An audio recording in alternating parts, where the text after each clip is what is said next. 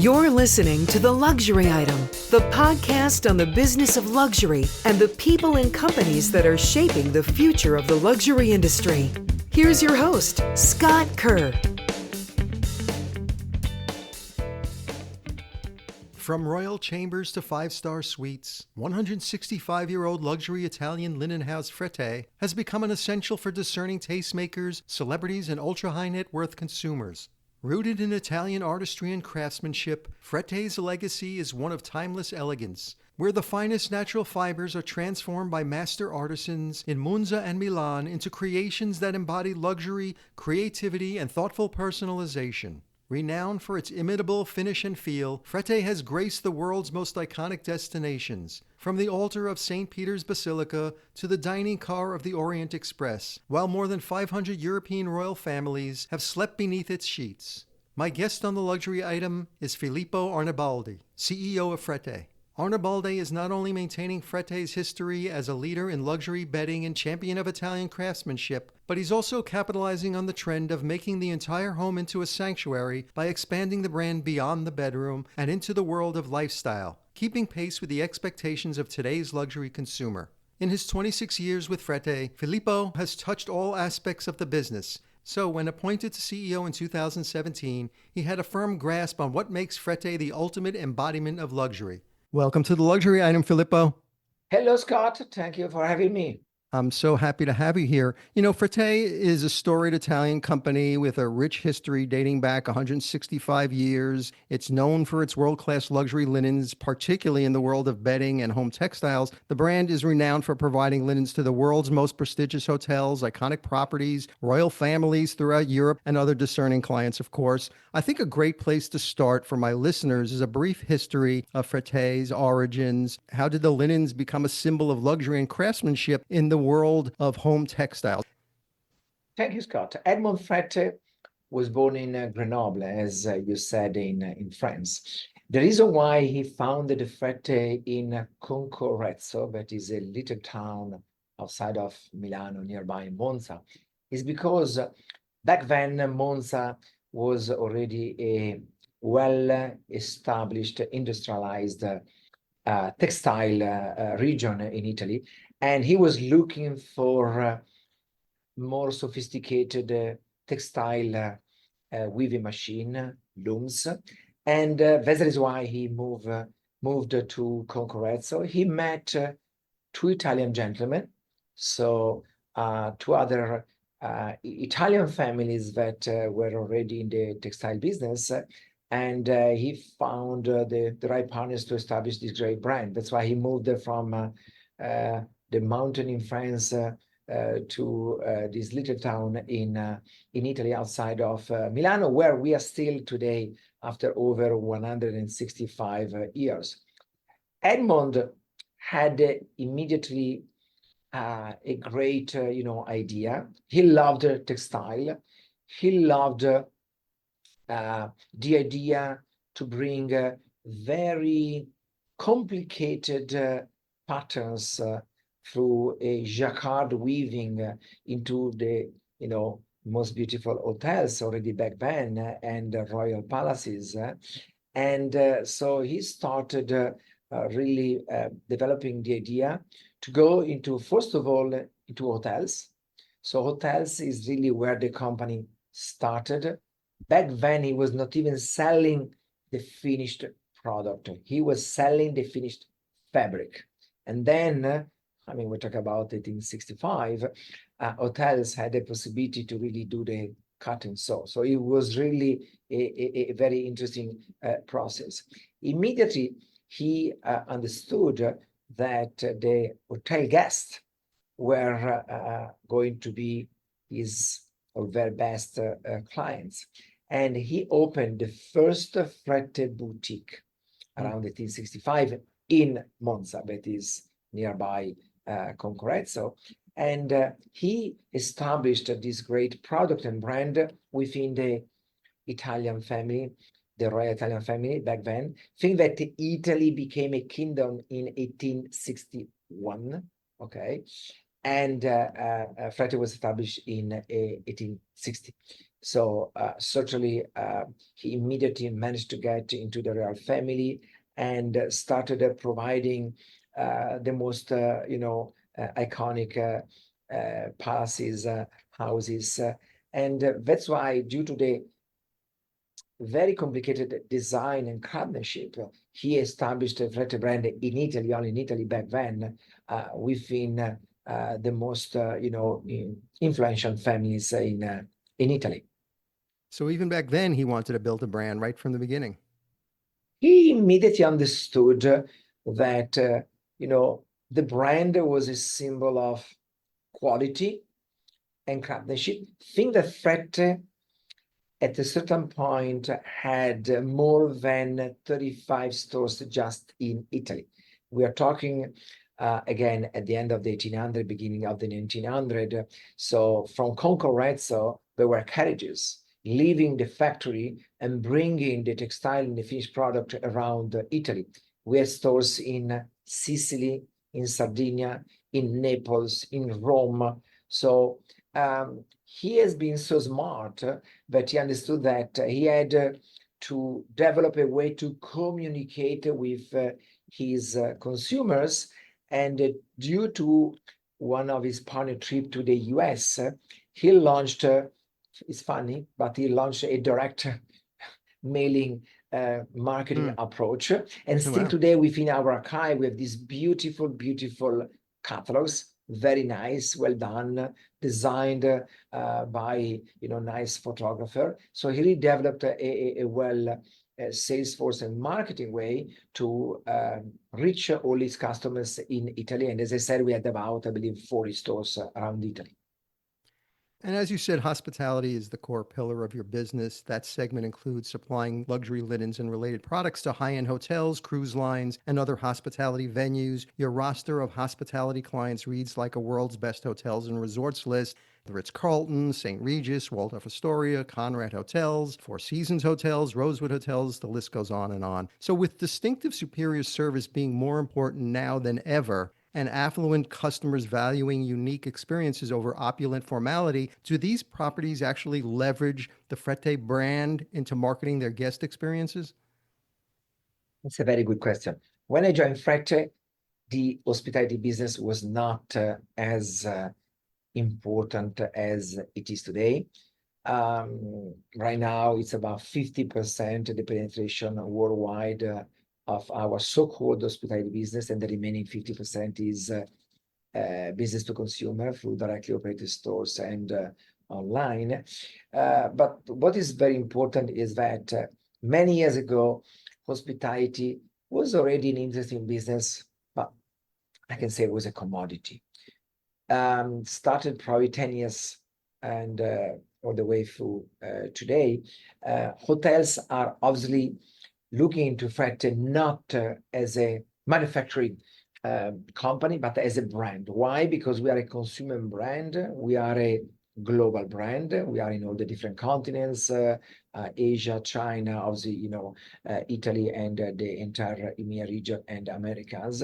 And so they understand that their guests are obviously, recognizing the brand, the Frette brand, and not just as a product. So each of our hotel partners are coming to us and looking for something specific for their guest. And I never try to sell a product. We really sell a brand that embodies craftsmanship, quality, and obviously service. So it's a more complicated business proposition, because it's not just about selling, but it's really about understanding what the different properties, whether they are large hotel chains such as Ritz-Carlton or St. Regis, or boutique hotels. For us, it's important to understand their brand, their DNA, if there is anything specific about the building, is there any iconic item or iconic pattern on the facade, then we start from there. And the first question that we ask to the property is, who is your client? Who are you targeting? Mm-hmm. How do you want to differentiate yourself versus the other brand? So that's why hotels do recognize Frette as a brand and not as a manufacturing company.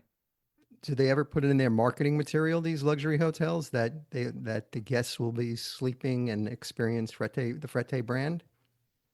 Yes, they do. We now have a dedicated marketing department that since the beginning try to understand what is the best marketing collaboration we can develop.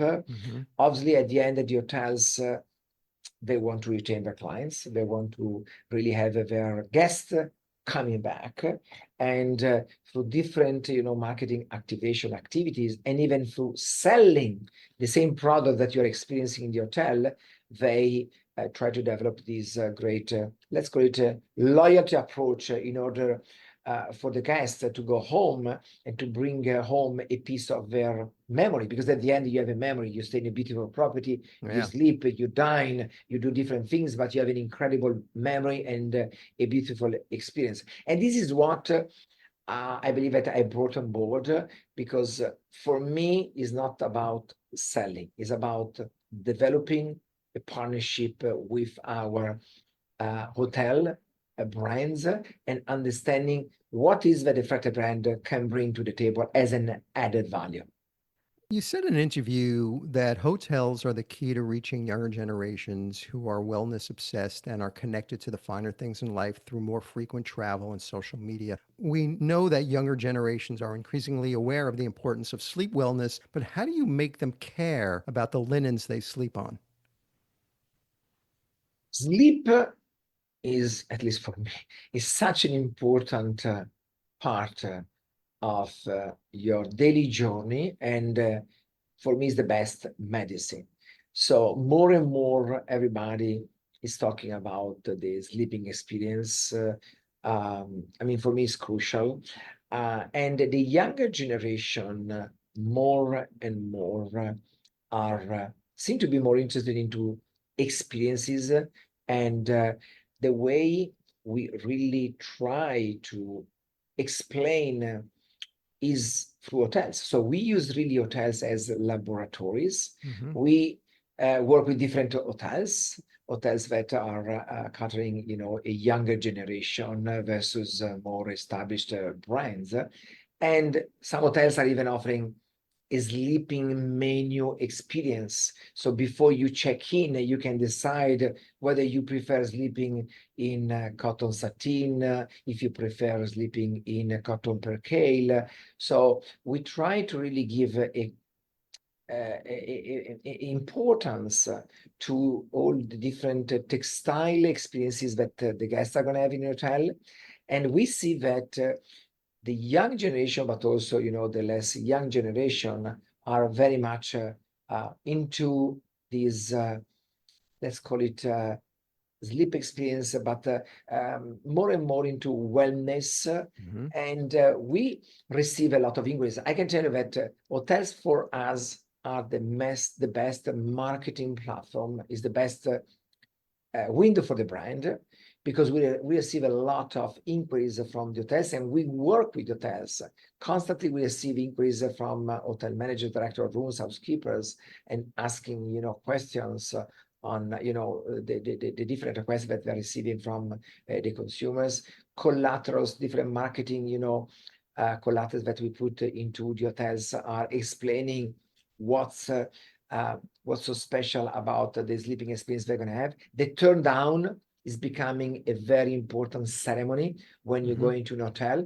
So we really work with hotel about what is the best way to prep the room when the clients are going back home. It's about the lighting, the sound, the actual, turn down. So how you open the bed, you invite clients to really sleep into the bed and getting relaxed. So it's really, a ceremony. And during this ceremony, with the help with some, collateral materials, we're trying to explain to the consumer the importance of, sleeping in Frette. And again, it's not that easy. Frette is not about the brand. It means we don't splash the brand in anyhow. And so we try to be as discreet, because it's a personal experience, and it's really about pampering yourself in the best quality. So when you joined Frette's North American marketing team in 1998, Frette was largely unknown in the US. It really hadn't taken hold in the market yet. I believe there were only a couple of US retail stores and only a few hospitality partners. What were the key strategies that helped Frette accelerate its growth to where it is today? Long time ago, yeah. I mean, when I joined Frette, we only had two stores, a very, very old store in Rodeo Drive and the other one in Mason Avenue. Frette has been in the US since 1978. So the key to accelerating our growth was to, I want to say, reposition the brand. The brand was a Sleeping Beauty, was primarily an Italian brand. So our distribution was only Italy, France, UK, and the US. Thank God the Frette family opened the US market back in, as I said, in 1978. And they did a good job in positioning anyway the Frette brand in the US higher than in Europe. So we immediately opened more stores. Retail has been the first answer. We understood that in order to reach out to our clients, we had to open more locations. So we expanded our retail presence. We focused on building brand awareness through hospitality. Even though hospitality back then, as I said, was not as relevant as today. It was more a commodity. We were looking for great white sheets. We were not looking for any specific product. We refocused the distribution. I mean, the small business that we had was all over the place, and there was not clear message in terms of positioning who we want to be. And we are targeting the consumer without giving a clear message. But retail has been the major focus. In a few years, we opened many stores on the East Coast, on the West Coast. We introduced new products, and this has helped to really, let's say, put the foundation of the brand and to start the journey that we are continuing today. And you were appointed as CEO in 2017. The Frette business was pretty robust at the time. How did you see the brand evolving, and where did you see the opportunity to build upon the Frette's existing legacy to position it for future growth? I became CEO in August 2017. The business, the major business was already in the US. We had major issues outside the US. The Italian business was declining. There was no clarity, again, on the positioning of the Frette brand. So we had to close many stores in Italy because there were B or C locations and there were not certainly luxury experiences for our clients.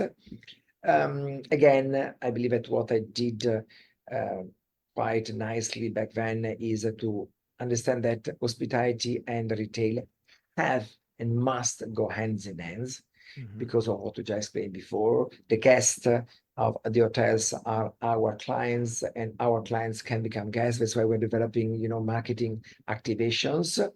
And I was convinced that there was only one way to really build a luxury brand, not defining Frette as a bedding company. I don't like the bedding word, especially in Italian, biancheria per la casa, because it immediately brings down, in my opinion, the perception of the brand. We are not a bedding company. We are a luxury home lifestyle brand. And even though lifestyle is a very generic brand, it means that I want to be relevant for our consumers in many occasions during the day, or throughout their different journeys. When they're flying, we work with airline companies. When they sail on their private yacht or on very beautiful cruise lines, whether they shop online, they are in our different stores around the world. So we are positioned ourselves within the luxury arena. I don't consider Frette to have any competitor within the bedding area. And this is what really I thought was the right decision to do. If you look at Frette, we are in the same locations of the usual luxury players because we won't really go after those consumers, sophisticated, that understands quality, craftsmanship, and they're expecting a certain service level. And so this is something that we started back then, but it's an ongoing journey that is going to go on and on and on. It's not that we have already figured out, all the different aspects of the future of the brand. Did you also increase investments in e-commerce and digital growth? We launched, yes, we did. We do constantly. We launched, by the way, we have been a pioneer because Frette launched e-com in 2008. So many, many, many years ago here in the US. And e-commerce, again, is not just e-commerce, is a website, is a way to tell a story, to portray the Frette brand. We are investing heavily in contents. If you surf our website more and more, you're going to see that there are videos. We are telling, the different partnership we have with hotels. We are trying not just to talk about our products. So the e-commerce is a channel, especially this year, where we are heavily investing in contents and also in a way to acquire new clients and explaining the Frette story. We want to become a total omni-channel company. So we have clients. I'm going to tell you a story. 10 days ago, we had a client in Italy from Croatia that he spent 35,000 euro online. Then he was walking right outside of our store in Milano, in Via Manzoni, and he saw the Frette sign and said, "Oh, wow, this is the brand that I just shopped online." So he walked into the store. We've been in location for many, many, many years. And our great sales advisor, Fatima, through the selling ceremony that we just launched a few months ago, we have a beautiful tray where you can touch all the different fabrics and you start from there because we want to ask you, how do you like to sleep? This gentleman, because of the first online experience, went to the store and ended up spending €500,000. So certainly the integration of the online and the physical stores is very important. I truly believe that the physical stores must stay and remain because we need to have clients touching our products. So investment in marketing are absolutely crucial online because online is going to bring business also within our own stores. Yeah, I'm curious. So, the U.S. is Frette's #1 market. You have standalone boutiques in, the last I counted, 8 locations in the U.S., and the rest are scattered in Italy, U.K., France, Saudi Arabia, Ukraine, Russia, parts of Asia, and other top luxury shopping locations. You were talking about the boutiques. So when they walk in, how do you immerse customers in the Frette brand experience? As I said, first of all, we have redesigned completely the store concept. So in the US, sorry, we are going to open a new store in Toronto, Canada with a new store design. And then slowly we will be updating all the current US stores and also around the world. The new store design is thinking and showcasing the brand in a completely different way. First of all, we're not going to have so many beds. The message is we're not a bedding company. We are showcasing all our products in different ways, through sofas, through chairs. We're developing larger table. So they're going to become more showcases, showrooms, and a way to show how our products can be used in different ambiances and not the typical retail environment. We have developed a beautiful bespoke area that is called the chain table. So it's going to allow clients, as soon as they walk into the store, to see different finishing, different customization, personalization. You can select, whatever fabric you prefer, and then doing different embellishments.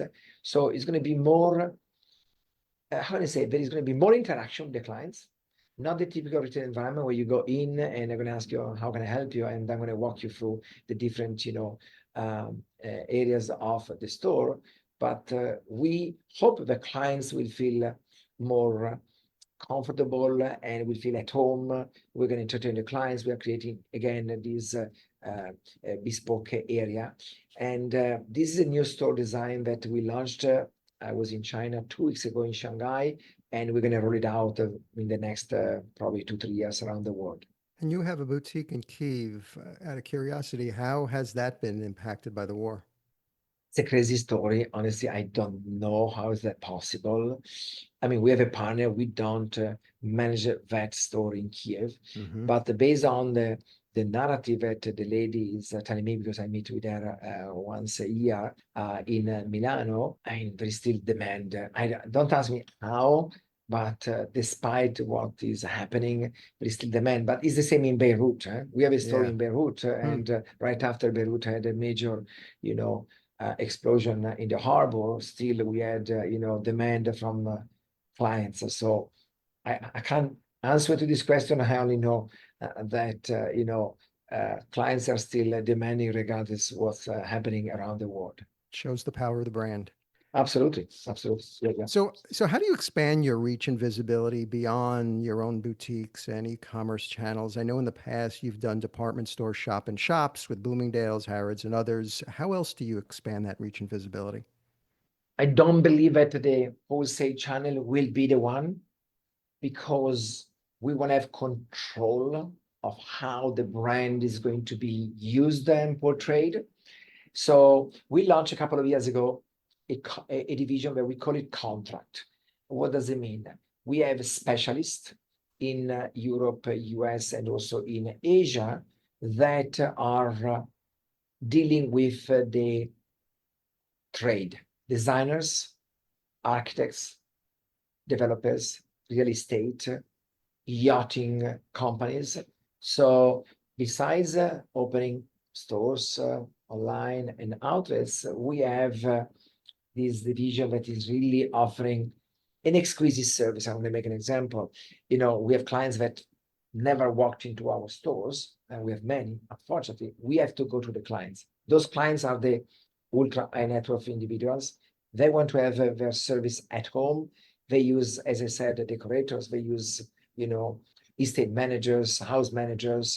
And so this division is a division that is currently traveling around the world or around the different countries where they're based, and they are going to the clients. But we are really developing a very strong relation with the best interior decorators and architects around the world, because those are the ones that are giving us access to those clients that will never come into our stores. Our stores will always be important. They're more showcase than the outreach. So we go outside of the stores. Just give you an idea. Very, very often we do turnkey. It means that you don't need to come to us. We come to your place, and it's like a tailor service. We go to the houses, we go to the residences, we go to the yacht, to private planes. We take the measurements. We work with whomever is the counterpart, and then we come back with an inspiration proposal, designs, and based on that, then we craft and we manufacture the products for the clients, and we do the installation, we iron, we set up the table, and we do the turnkey installation. So this is really what we want to develop even further, because we understand that our clients are very demanding. They don't have that much time, and at the end, they prefer seeing the products in their residences, because they better understand whether the colors, the fabrics, the different, designs that they have around the houses are going to work with the products. And, we do a lot of bespoke. As I said, we are tailors. So we go out and we offer this exquisite white glove service.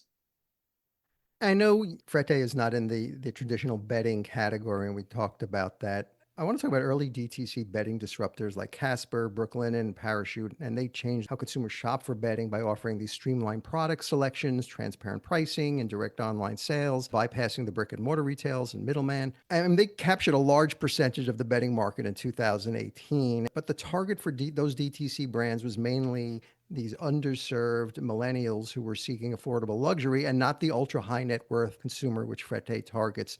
So did the DTC revolution impact your business at all? We launched, online way before all these brands in 2008. So we were already in that space. With all the respect, because I have respect for any other company, we don't compete with those brands. And it was a clear strategy not to go after that segment of the market. There's been an internal discussion a few years ago when you were on the subway in New York. You can only read Brooklyn, if I'm not mistaken. But we thought we don't belong to that segment and we don't want to compete. We are competing, or we belong to the luxury arena, and eventually we will be able to appeal the consumer when the purchasing power is going to be accessible for them through all the different things that I just said, hospitality or different services, offering new products. But we don't really compete with those brands because we are not even in that price point, and we don't want to be in that price point. So before the pandemic, our homes were just one part of our lives. The coronavirus pandemic changed all that. Many people spent more time within their own four walls than ever before, and our homes took on a central role in our lives. Naturally, bedding and home textile sales went through the roof after the initial shock of this disruptions, and I'm sure Frette's business rebounded strongly as well, with home decor gaining much prominence during that period. Were you finding consumers becoming more hyper-focused on things like fiber content of home textiles, quality and comfort, environmentally friendliness, and that type of thing? Absolutely, yes. We see consumers very much into what you just said. That's why one of the key strategy for us is innovation. Every single year, I said to my colleagues within the product development, we need to come out with something new, a new blend of fabric. Why? Because at the end, you're sleeping or you're pampering yourself in great products. And there are different cottons, there are different finishing, different fibers, and different blends. Just recently, we launched a new product that is a blend of cashmere, cotton, and silk. I was personally a bit skeptical. I tested all the products, and after testing the products, I said, wow, I feel the blend of the three fibers, but they are so well balanced that is not too warm, is not too, silky. So clients are always more interested into, these aspects of the textile. That's why we developed this new tray part of our selling ceremony. And when you walk into the store, we don't want you just to go straight to the products. We want you to tell us, what do you prefer? How do you prefer sleeping? And more and more, we are looking into also new blends for decorative items. Research and development is probably our best, opportunity. And besides that, the home decor. So my goal is to have clients walking into our stores and just buying decorative items in order to change the look of their sofa. If you go to Madison Avenue, I'm in New York right now, you're going to see that in one window, you have a living area where you have different, leather accessories, you have beautiful baskets, you have beautiful home decor. So, and we see that if you properly explain, the brand, clients are buying into our home decor. So certainly homes, as you said, the COVID situation pushed all of us spending more time and forced us spending more time at home. And our home are sanctuaries where people want to, have a great experience with great products. So a few years after the pandemic, it seems like it triggered a new momentum around space and comfort. The pandemic fundamentally changed how people view their homes. It's become a place for work, wellness, and emotional healing. So have your strategies and product selections changed in this new world of home as sanctuary? Yes, for example, years ago, we had seasonal products. We have the spring, summer, and fall, winter. We completely changed. Everything that you find in our stores, it can be available today as in a couple of years. Obviously, we introduce, newness, colors, as I said, new textile brands. So more and more we see this evolution within the home business. But again, we continue searching for something new. We want to surprise our clients. We listen our clients. I'm very customer centric. Okay, I want to understand. That's why I keep traveling and I try to visit as many places as possible, understanding what's relevant for our clients, because at the end, everything has to be developed around the consumer needs, and the consumer is, our major, target. Frette offers bespoke services for private residences, yachts, and jets. In fact, a couple of years ago at the 2024 Monaco Yacht Show, Frette showcased a redesigned interior for a 143-foot luxury yacht, aptly named Frette, highlighting your bespoke design expertise and craftsmanship within the yachting industry. We're seeing the super yacht and private jet industries experiencing growth driven by bespoke interiors and customizations. Have you been investing more in Frette's bespoke services side of the business? Yes, we have. The yacht show that you just mentioned, the Monaco Yacht Show, is an important time of the year at the end of September, where during the last 4 years, we have showcased the brand in different ways, completely different ways. We take over a courtyard of a beautiful hotel in Monaco, and we come out with an installation where we portray different new products or bespoke products. So bespoke has always been a pillar for our brand, and it will become even a bigger focus now and in the near future. As I told you, all the new stores will have this new bar, I call it a bar, where you're going to have the selection of different fabrics, colors, and embellishment. Obviously, this bespoke has unlimited opportunities, and it's not just for the end consumer. We are also working on bespoke products for hotels, cruise ships, interior designing project. We did a beautiful project for Korean Air. So Korean Air came to us 2 years ago. They wanted to change completely the overall experience of their passengers.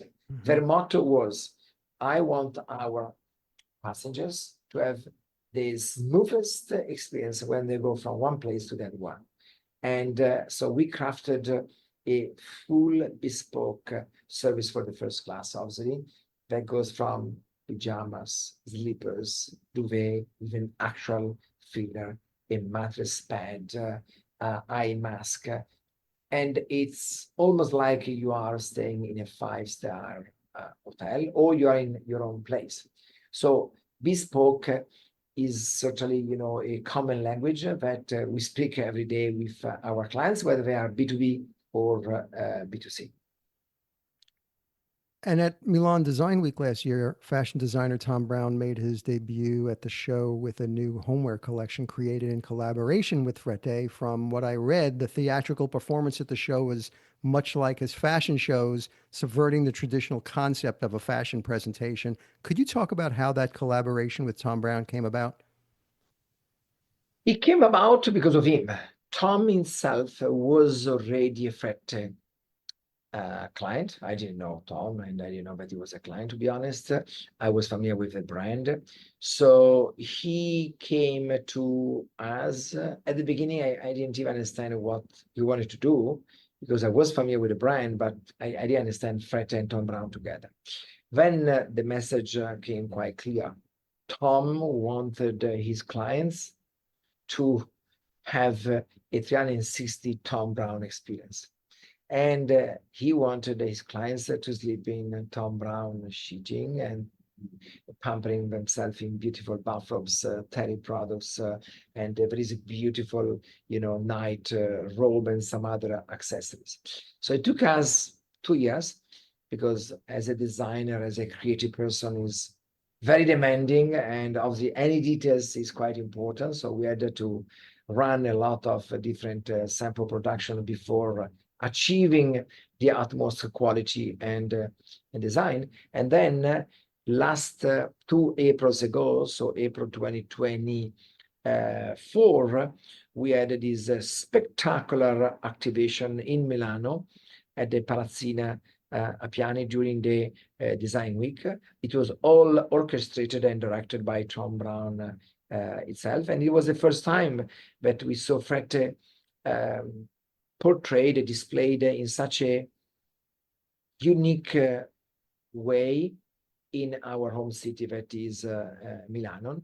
So it was a sort of a fashion show with all these models, slipping into the bed, coming out and wearing beautiful Thom Browne, uniforms. So it has been quite unique, and it gave us a completely different visibility because it was not expected to see Frette and Thom Browne together, but it is so well conceived, designed, and it's still available today. If you go to the new Thom Browne stores also here in New York, they just opened, you're going to see, these beautiful pieces that are absolutely, Thom Browne, but really a great experience.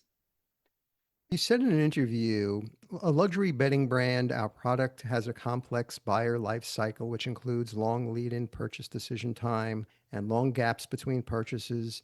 So how are you overcoming those challenges at every stage to turn a one-time purchase into a lasting relationship with the brand? It's a very good question, but you should ask to our salespeople in the stores. It's a big challenge. It's all, I'm convinced that it's all about building a relationship with the clients. It's a key of the success. I'm never trying to sell anything to anyone. I'm trying to understand what I can do for the clients. So building relationship with our clients. We know that they have homes and they have many bedrooms and they have their own personal life. So really profiling our clients is important for me, understanding what is relevant or not relevant for a client. I don't want to bother anyone with information that are not important for the client. So profiling the clients, building a relationship, and as I said, we are no longer a seasonal brand. We really decided to go out from this seasonality, and almost 3 months, we introduce something new that gives us the opportunity to talk with our clients and to add on pieces that they probably don't know. We developed an outdoor collection, we have a beach collection, we are in the process of developing l'art table. So there are different momentum that allows us to reach out to our clients. But again, it's important to know who is the client, because if the client is someone that doesn't care about outdoor, what's the point to reach out about the outdoor? So I need to have more information. I can tell you we have not enough, but we have some great clients that are shopping more often than I would have expected. Obviously, they are buying new residences, they are doing renovations, but getting into new home decor products is what is allowing us to reach out. We also developed, we're about to launch in a couple of months a beautiful gifting collection. It's going to go from great gift ideas, pajamas, night robes, and many others, very colorful, that are going to be perfect for gifting. So again, more and more introducing newness that is not just bedding related. We think that is the right strategy to have our clients coming back more often. Filippo, my final question is the luxury item question, which I ask all my guests. So if you were stranded on a deserted island and you could only have one single luxury item with you, what would that luxury item be? It can't be any form of air or water transportation to get you off that island, or anything that requires mobile service so you can call somebody to get you off that island. It's just you on this lonely island by yourself. What would that one single luxury item you would like to have with you? From Frette, you mean? It's up to you. It's your I would call. like a Frette pillow. Okay, for me, it's quite important, to have a great pillow and having the best experience. I can sleep almost anywhere, but I really love having my Frette pillow. I love that you're on brand. I had a feeling there would be a Frette answer, but the pillow one was a good one and makes 100% sense. Thank you. Filippo Arnaboldi, Chief Executive Officer of Frette, thank you so much for joining me on The Luxury Item. Thank you, Scott. My pleasure.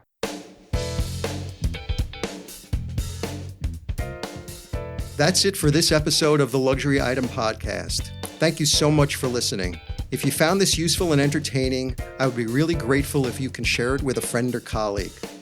I would love it if you subscribe so you never miss an episode.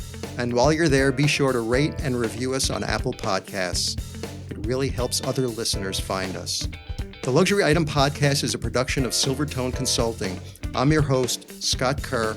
Until next time.